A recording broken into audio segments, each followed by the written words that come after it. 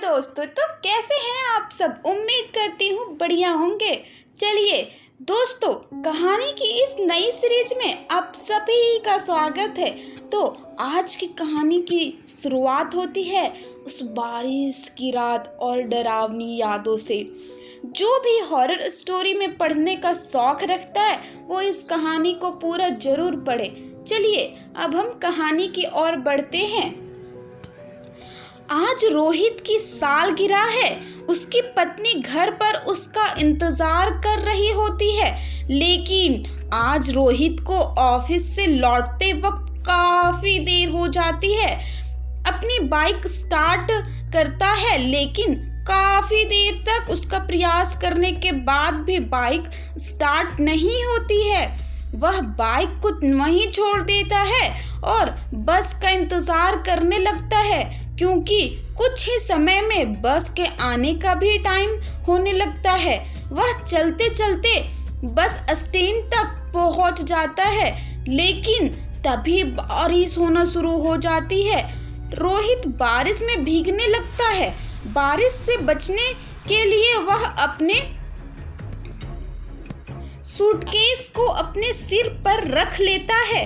Bus stand पर और भी कई लोग बस का इंतजार कर रहे होते हैं। यह सभी लोग देखने में बड़े ही अजीब लग रहे थे। तभी रोहित महसूस करता है कि बारिश की बूंदें उसके ऊपर गिरना बंद हो गई है। तब उसने देखा तो एक व्यक्ति अपनी छतरी आधे हिस्से को रोहित के ऊपर किए हुए था।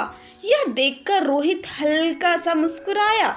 उस व्यक्ति की लंबाई रोहित के बराबर थी, हाथ में बहुत सारी अंगूठी और चेहरे पर चश्मा लगाए हुए था, जिससे रोहित उसका चेहरा ठीक से नहीं देख पा रहा था। उस आदमी ने कहा, यह बारिश का मौसम भी बड़ा ही अजीब है। कहीं तो बहुत ज्यादा बारिश हो जाती है और कहीं सूखा। कई लोगों को जीवन देती है तो कई को मौत। उस आदमी की इस बात का रोहित के पास कोई जवाब नहीं था। वह उस आदमी को देखकर हल्का सा मुस्कुराया और अपना सिर हिलाया। कुछ देर बाद रोहित का फोन बजता है। वह जेब से फोन निकालता है, तभी फोन हाथ से छूटकर जमीन पर गिर जाता है। रोहित तुरंत फोन को उठाने के लिए झुकता है तो उसे कुछ ऐसा दिखाई देता है जिससे वह पूरी तरह डर जाता है। वह देखता है कि छतरी वाले आदमी के पैर नहीं है, जूते पर बिना पैरों के खड़ा है। वह हिम्मत बांध कर खड़ा होता है और अनजान बनने का दिखावा करने लगता है। तभी वह देखता है कि बस स्टैंड पर बाकी के लोग नहीं हैं। वह और ज्यादा डर जाता है। वह तुरंत अपनी पत्नी शालिनी को अपने साथ हो रही घटना को मैसेज के जरिए बता देता है और जल्दी से जल्दी अपने लोकेशन पर आने के लिए कहता है। लेकिन तभी छतरी वाला आदमी कहता है, शालिनी को यहाँ बुलाना अच्छा नहीं है। यह सुनकर रोहित बहुत ज्यादा घबरा जाता है और वहां से भागने लगता है। वह तब तक भागता है जब तक कि उसे छतरी वाला आदमी दिखाई नहीं देता। काफी दूर तक भागने के बाद रोहित हांफने लगता है। सांस भरने के लिए वह एक टेबल पर बैठ जाता है और अपनी तेज सांसों को शांत करने लगता है। लेकिन तभी वह महसूस करता है कि बारिश की बूंदें फिर से उसके ऊपर गिरना बंद हो गई हैं। वह अपनी नज़र पीछे घुमाता है तो वही छतरी वाला आदमी उसके पास खड़ा हुआ होता है।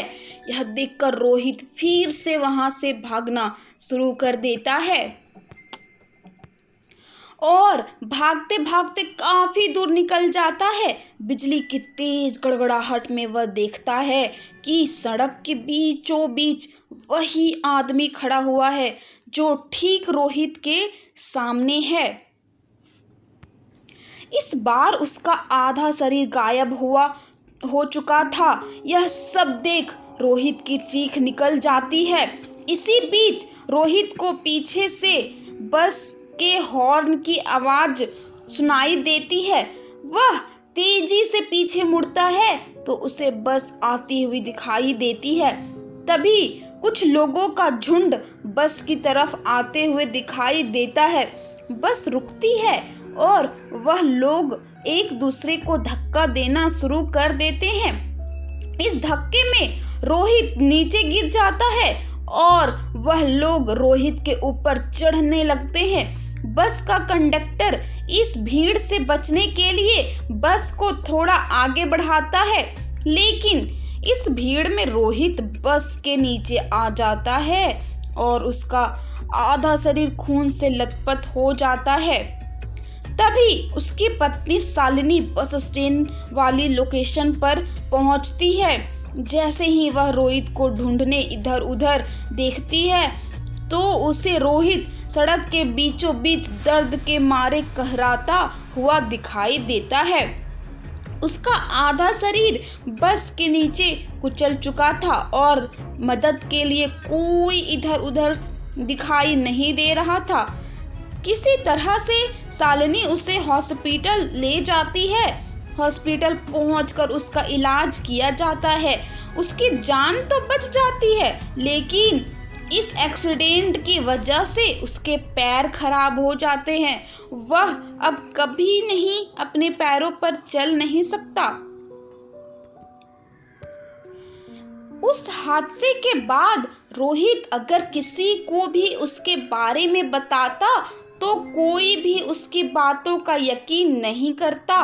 लेकिन शालिनी ने उसके बारे में एक आर्टिकल में पढ़ा था जिसमें बताया गया था कि हर साल कोई ना कोई व्यक्ति इसी घटना का शिकार होता है। हर एक को वही छतरी वाला काला आदमी चश्मा पहने हुए दिखाई देता है और बाद में वह आदमी उनकी जान ले लेता है। कुछ दिनों बाद डिप्रेशन के कारण रोहित की मौत हो गई जाती है। रोहित की पत्नी शालिनी मानसून के दिनों में हर रोज उसी बस स्टैंड पर जाती है और उस छतरी वाले आदमी का इंतजार करती है।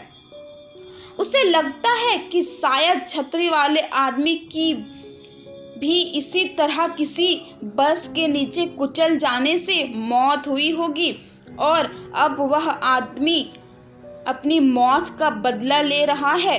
शालिनी ने काफी कोशिश की, लेकिन उसे कभी भी वह आदमी नहीं मिला। अब हर सालगिरह पर शालिनी बहुत ही बुरी तरह रोती और रोहित को याद करती, क्योंकि उसे जान से ज़्यादा चाहने वाला उसका पति रोहित अब इस दुनिया में नहीं रहा। केवल यादों के सहारे ही वह उसे महसूस कर पाती थी। यह कहानी आपको कैसी लगी कमेंट करके ज़रूर बताएं।